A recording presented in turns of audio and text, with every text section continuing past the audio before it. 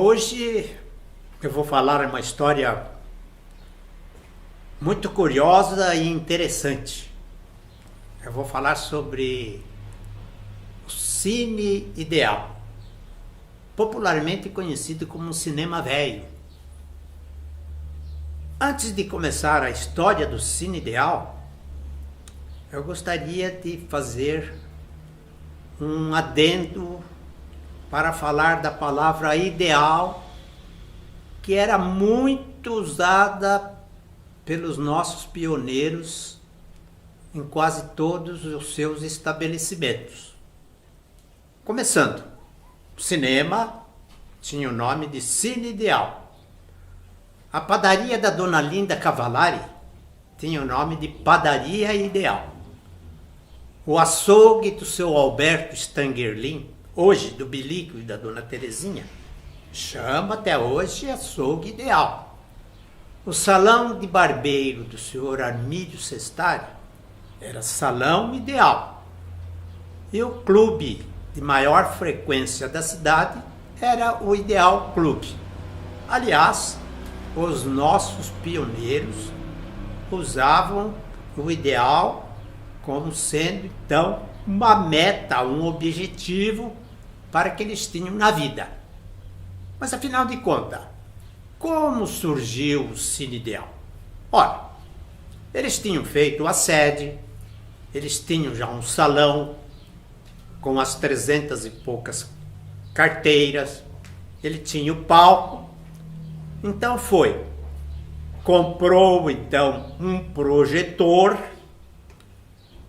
colocaram a tela no palco e aí fizeram então as primeiras exibições de filmes. Como eu disse, os filmes vinham da cidade de Botucatu, onde existia as distribuidoras.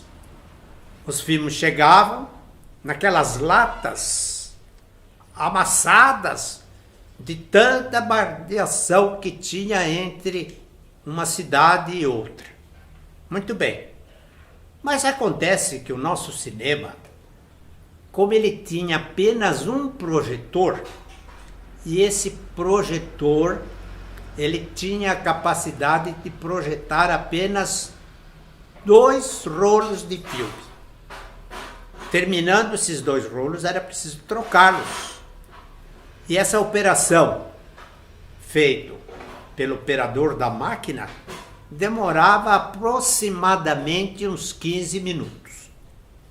Os 15 minutos acendia a luz, os homens saíam do cinema, dirigiam até um bar que existia bem em frente, tomava café, comia um pastel que era frito na hora, fumava o seu cigarrinho Fulgor, que era o point do momento, e ficavam ali fora conversando. As mulheres não saíam, ficavam dentro da sala, se agrupavam em pequenos grupos e ali trocavam receitas de bolo, de comida, ensinavam ponto de crochê, de tricô e, logicamente, tinham um tempinho para falar mal da vizinha. Mas isso é coisa normal. Muito bem. O começo do cinema foi muito interessante. Os primeiros filmes que foram exibidos, eles eram mudos, não tinha som. O que fez a sociedade italiana? Comprou um piano e contratou uma francesa radicada aqui em Barra Bonita, Mademoiselle Germaine Piquel, que ficava tocando música clássica no piano enquanto os filmes eram exibidos. Até que depois de muito tempo apareceram então os filmes sonoros. Agora, interessante lembrar que a exibição do cinema, ou seja, eram exibidos filmes na terça-feira, na quinta, no sábado e no domingo.